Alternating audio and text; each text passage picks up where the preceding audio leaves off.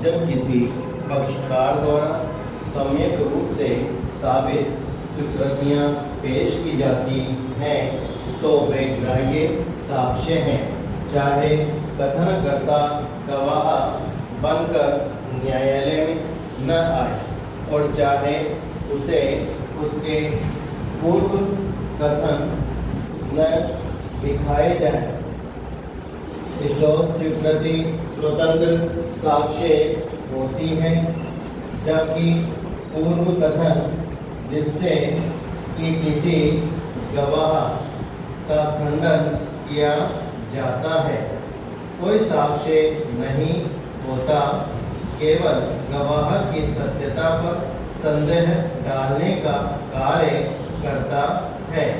Stock change यह सुस्थापित विधि है कि पक्षकार की स्वीकृति सारभूत साक्ष्य माना जाता है, चाहे जिस पक्षकार ने स्वीकृति दिया हो उसके बयान से सामना न कराया गया हो। यदि आवश्यक हो तो भारत सिंह बनाम श्रीमती भागीरथी के केस में निर्णय का निर्देश दिया जा सकता है। चेंज धारा 17 से 20 तक स्वीकृतियों की परिभाषा करती है और धारा 21 स्वीकृतियों की सुसंगति और साबित करने की विधि निर्धारित करती है। स्वीकृति निसंदेह एक सर्वोत्तम साक्ष्य है और साधारणतया वह उसके करने वाले व्यक्ति के विरुद्ध आबद्धकारी है, जब तक कि स्पष्टतया असत्य साबित न कर दिया जाए। स्वीकृति करने वाले व्यक्ति को उसकी सत्यता की उपधारणा अनुमान को खंडित करना होगा और जब तक कि वह उपधारणा सफलतापूर्वक नहीं खंडित होते तब तक स्वीकृति किया गया तथ्य स्थापित मान लिया जाएगा। स्वीकृति को संपूर्णतया या कुल मिलाकर विचार करना चाहिए। पक्षकार को यह अधिकार नहीं है कि वह कथन में से वह भाग निकाल ले जो उसके हित में है और शेष जो उसके अहित में हो छोड़ दे। चेंज धारा 21 का अंतर्निहित सिद्धांत यह है कि मनुष्य स्वहित के लिए साक्ष्य निर्मित करने के लिए अनुज्ञात न किया जाएगा, क्योंकि ऐसा करना स्पष्टतया खतरनाक होगा और उससे उसके शत्रुओं पर प्रभाव पड़ेगा। चेंज स्वीकृति हमेशा खंडनीय होती है, अर्थात हमेशा उस व्यक्ति को जो स्वीकृति करता है यह विकल्प होता है कि वह यह दिखाए कि वे असत्य हैं या उन्हें भूल से किया गया है, अलावा उन केसों के जिनमें वे विबंध के रूप में लागू होती हैं, क्योंकि जब स्वीकृति कर्ता को अपनी स्वीकृति को इनकार करने की अनुमति नहीं दी जा सकती है। प्रथम सूचना की रिपोर्ट जिसे स्वयं अपीलकर्ता ने लिखाया। रिपोर्ट अपीलकर्ता की सम स्वीकृति नहीं है। यह अन्वेषण के दौरान में पुलिस अधिकारी से किया गया कथन नहीं है। रिपोर्ट अभियुक्त द्वारा की गई किसी तथ्य की स्वीकृति है। स्वीकृति धारा 21 साक्ष्य अधिनियम के अंतर्गत ग्राह्य है और उस व्यक्ति के विरुद्ध जिसने उसे किया है साबित किया जा सकता है। घटना स्थल पर उपस्थिति की स्वीकृति जिसकी संपुष्टि उनमें से 3 के शरीर पर लगी चोटों से हुई। इस बात के लिए कोई संदेह नहीं छोड़ती है कि वे हर सूरत में हमलावरों में थे।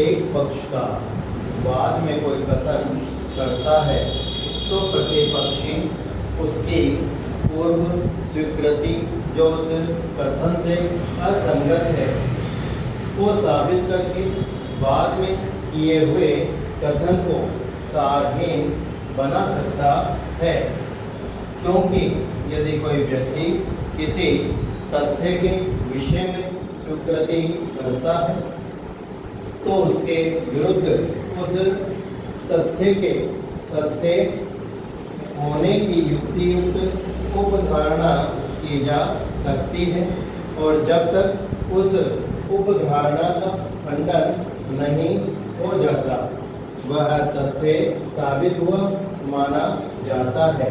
श्लोक पक्षकार अपनी स्वीकृति से आबद्ध है जब तक कि वह ठीक तौर से और संतोषप्रद रूप से उसका स्पष्टीकरण नहीं करता है। श्लोक यदि कोई व्यक्ति किसी दस्तावेज में अपने हित के विरुद्ध कोई कथन करता है तो उसका उपयोग उसकी स्वीकृति के रूप में किया जा सकता है, चाहे उसने उक्त कथन किसी अभियोजन से बचने के लिए ही क्यों न किया हो। स्टोक चेंज दस्तावेजों की अंतर वस्तु इबारत के बारे में मौखिक स्वीकृतियाँ कब सुसंगत होती हैं। किसी दस्तावेज की अंतर वस्तु के बारे में मौखिक स्वीकृतियाँ तब सुसंगत नहीं होती यदि और जब तक उन्हें साबित करने की प्रायस्थापना करने वाला पक्षकार यह दर्शित न करते कि ऐसी दस्तावेज की अंतर वस्तुओं का द्वितीय साक्ष्य देने का वह तस्मिन पश्चात दिए हुए नियमों के अधीन हकदार है, अथवा जब पेश की गई दस्तावेज का असली होना प्रश्नगत न हो। स्टोक चेंज दस्तावेजों की अंतर वस्तु के बारे में मौखिक स्वीकृतियाँ कब सुसंगत है। किसी दस्तावेज को केवल उसके प्राथमिक साक्ष्य द्वारा ही साबित किया जा सकता है, अर्थात प्राथमिक दस्तावेज स्वयं न्यायालय में पेश होने चाहिए ताकि जज उसकी जांच कर सके।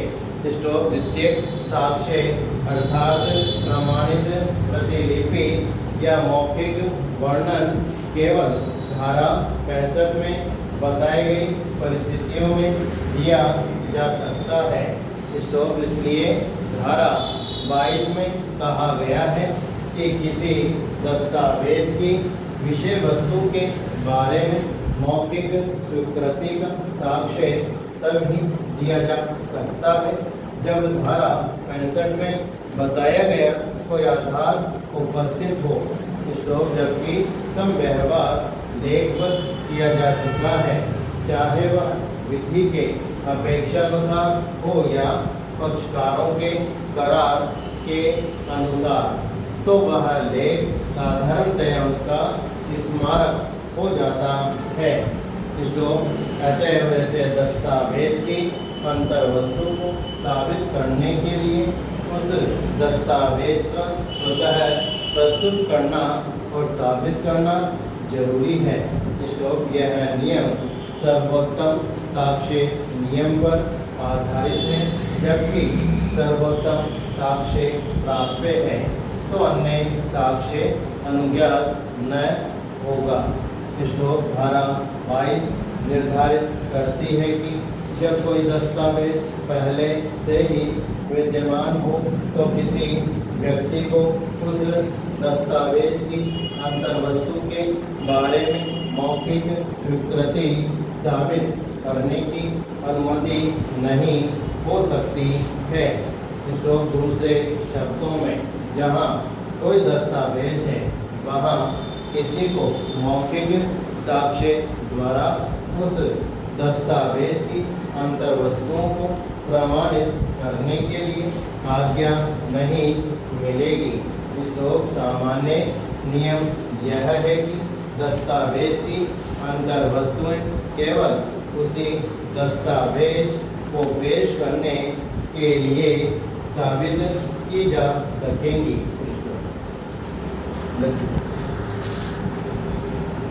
उदाहरण के लिए कर ह के पक्ष में एक बंधक विलेख निष्पादित करता है।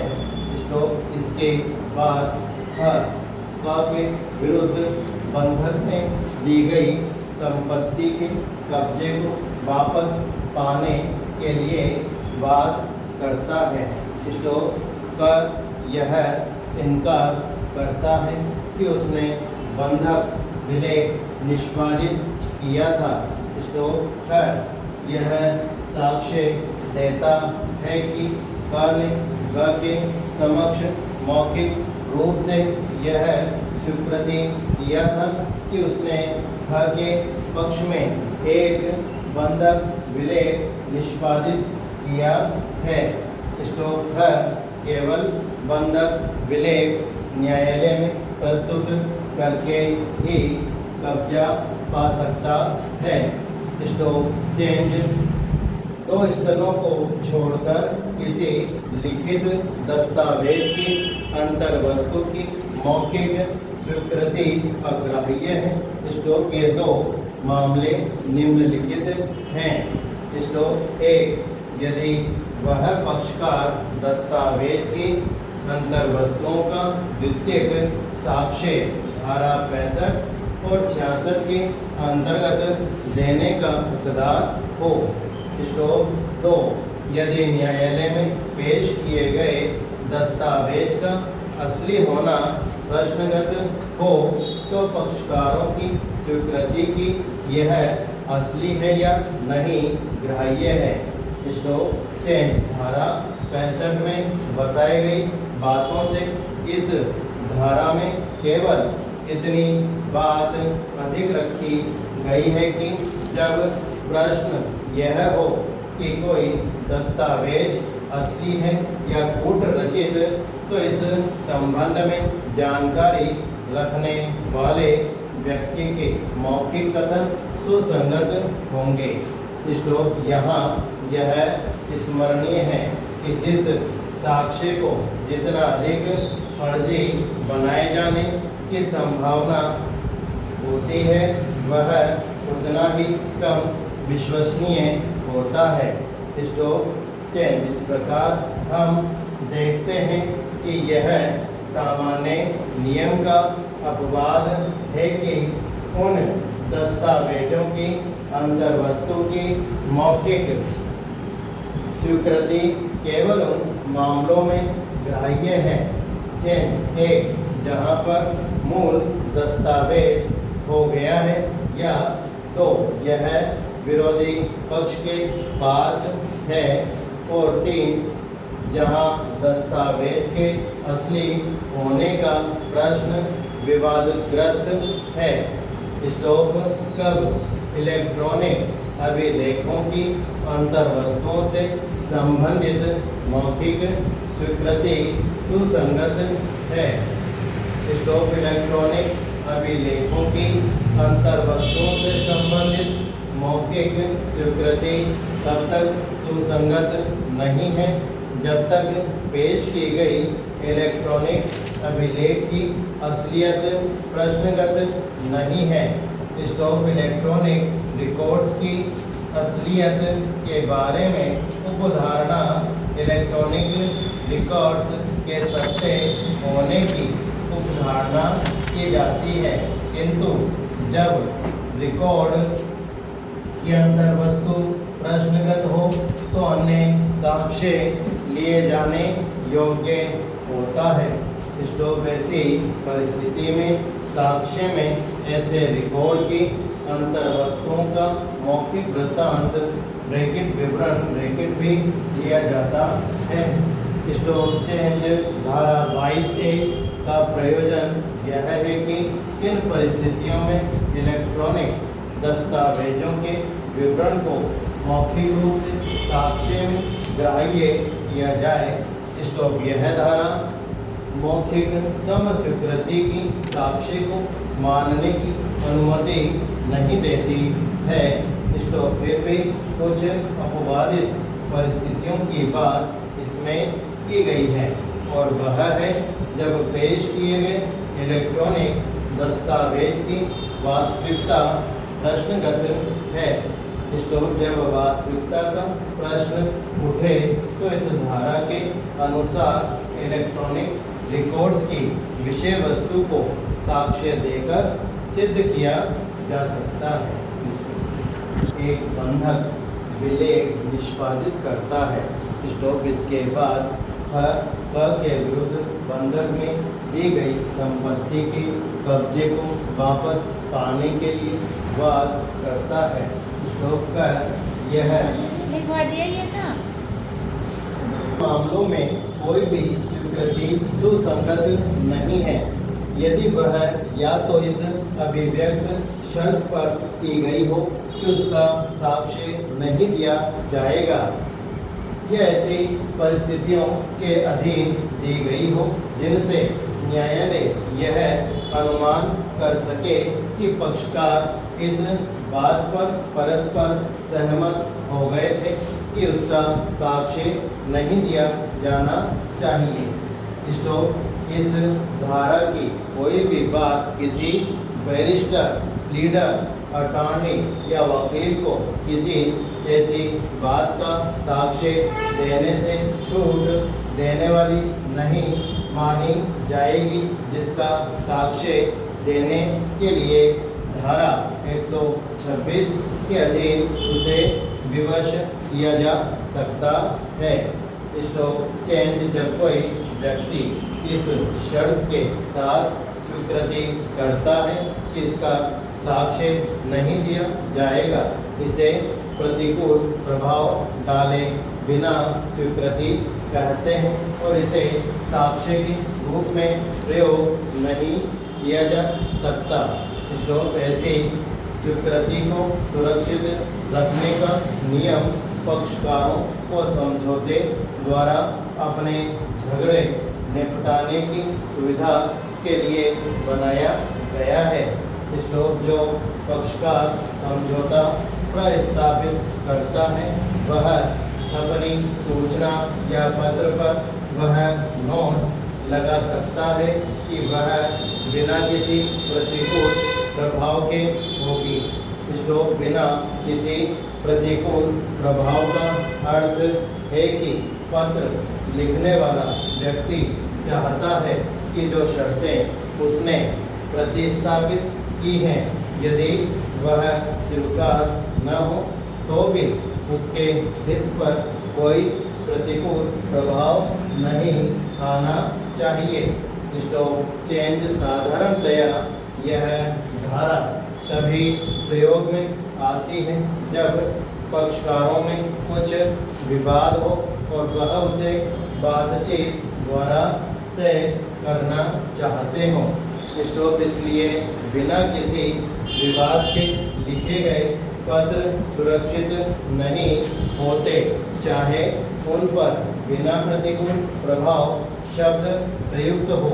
स्टॉक किसी विवाद के समझौते द्वारा निपटारे के लिए की गई स्वीकृतियों को साक्ष्य में नहीं लाया जा सकता, चाहे समझौते के आधार पर कोई कार्य न हुआ हो और चाहे समझौते बाध्यकारी न हो। स्टॉक ऐसे किसी भी बातचीत की विषय वस्तु दोनों पक्षकारों की सहमति से प्रकट की जा सकती है। स्टॉक धारा 23 केवल दीवानी के मामलों में ही लागू होती है। स्टॉक धारा 23 यह निर्धारित करती है कि दीवानी के मामलों में कोई भी स्वीकृति सुसंगत नहीं है। स्टॉक एक यदि कोई व्यक्ति अपने दायित्व संबंधी स्वीकृति इस स्पष्ट शर्त पर करता है कि ऐसी स्वीकृति का प्रयोग साक्ष्य के रूप में किया जाएगा, अथवा 2 स्वीकृति ऐसी परिस्थितियों में की गई थी कि न्यायालय यह अनुमान कर सकता है कि पक्षकार इस बात पर परस्पर सहमत हो गए थे कि उसका साक्ष्य नहीं दिया जाएगा। इसको चेंज बहुधा लोग आपस में शांति बनाए रखने के लिए और कानूनी कार्रवाइयाँ करने के बजाय आपस में समझौते द्वारा विवादों का निपटारा करने के लिए इस प्रकार के बहुमत से कथन करते हैं। तो यदि ऐसे कथनों को अदालत में साबित किए जाने की अनुमति दे दी जाए तो लोगों के लिए शांति और समझौते की बातें करना मुश्किल हो जाएगा। 2 व्यक्तियों में झगड़ा होता है तो उनमें से एक पक्ष दूसरे को कुछ शर्तों का प्रस्ताव करता है और यह शर्त लगा देता है कि यदि उसका प्रस्ताव नहीं स्वीकार किया जाता है तो उसके पत्र को उसके विरुद्ध जिम्मेदारी की स्वीकृति के रूप में न प्रयोग किया जाए। इसको ऐसे पत्र को साधारण तथा बिना किसी प्रतिकूल प्रभाव के अर्थात पक्षपात रहित लिखा गया कहते हैं और वह साक्ष्य में ग्राह्य नहीं होता है। इसको जब कोई स्वीकृति किसी विरोधी पक्ष से इस समझौते के अंतर्गत की गई है कि उसका प्रयोग प्रस्ताव करने वाले पक्षकार के विरुद्ध नहीं किया जाएगा तो स्वीकृति विशेषाधिकृत होती है। इसको साधारणतया ऐसी स्वीकृतियाँ पक्षकारों और उनके एजेंटों के बीच समझौता वार्ता के सिलसिले में मुकदमेबाजी से अपने को बचाने के लिए की जाती है और साधारणतया जिस तरीके से स्वीकृति करने वाला पक्षकार इस धारा में और लिखित विशेषाधिकार को प्राप्त करता है वह तरीका यह है कि स्वीकृति करने वाला यह शर्त रखे कि उस स्वीकृति का प्रयोग न्यायिक कार्यवाहियों में नहीं किया जाएगा। इसको चेंज वकीलों के समक्ष स्वीकृति जो साक्ष्य देने से मुक्त नहीं है। इसको धारा 23 के साथ दिए गए स्पष्टीकरण में कहा गया है कि किसी पक्षकार के विधिक सलाहकार को किसी ऐसी संसूचना का साक्ष्य देने से रोका नहीं जाएगा जो किसी अवैध प्रयोजन को अग्रसारित करने के लिए की गई हो या किसी ऐसे तथ्य का भी प्रकटन रोका नहीं जा सकता जो यह दर्शाता हो कि नियोजन के बाद कोई अपराध या कपट किया गया है। क्योंकि धारा 126 के अनुसार किसी वकील को कोई अपराध करने के लिए दी गई सूचना प्रकट करने से सुरक्षित नहीं होती। स्पष्टीकरण का आशय इतना ही है कि यदि कोई विषय ऐसा है जिसका वकील बैरिस्टर आदि धारा 126 के अनुसार साक्ष्य देने को विवश किए जा सकते हैं तो इस धारा के फलस्वरूप उनको कोई संरक्षण उपलब्ध नहीं हो सकेगा। इसको चेंज यह स्मरण रखना चाहिए कि यह धारा केवल दीवानी के केसों में लागू होती है। श्लोक यह आपराधिक केसों में लागू नहीं होती है। श्लोक इस धारा में स्वीकृति के अर्थान्वयन के विषय में दो महत्वपूर्ण नियम है। श्लोक संपूर्ण स्वीकृति को एक साथ लेना चाहिए, स्वीकृति को एक साथ लेकर पढ़ना चाहिए। श्लोक किसी स्वीकृति को या तो संपूर्ण रूप से या बिल्कुल नहीं इस्तेमाल करना चाहिए। श्लोक किसी व्यक्ति द्वारा की गई स्वीकृति को टुकड़ों में विभाजित कर उसके टुकड़े को उसके खिलाफ इस्तेमाल नहीं किया जा सकता है। श्लोक उसे संपूर्ण रूप से स्वीकृत किया जाना चाहिए। श्लोक चेंज पक्षकार अपनी अपनी कानून की स्वीकृतियों द्वारा जो अविवादित तथ्य से पैदा हुई है, अदालत को अपने दृष्टिकोण को मनवाने के लिए बाध्य नहीं कर सकता है। श्लोक किसी पक्षकार द्वारा विधि के प्रश्न पर की गई स्वीकृति उसके ऊपर बाध्यकारी नहीं होती है। श्लोक विधि के प्रश्न पर किसी वकील द्वारा की गई गलत स्वीकृति का कोई प्रभाव नहीं होता और उससे पक्षकार बाध्य नहीं होता है।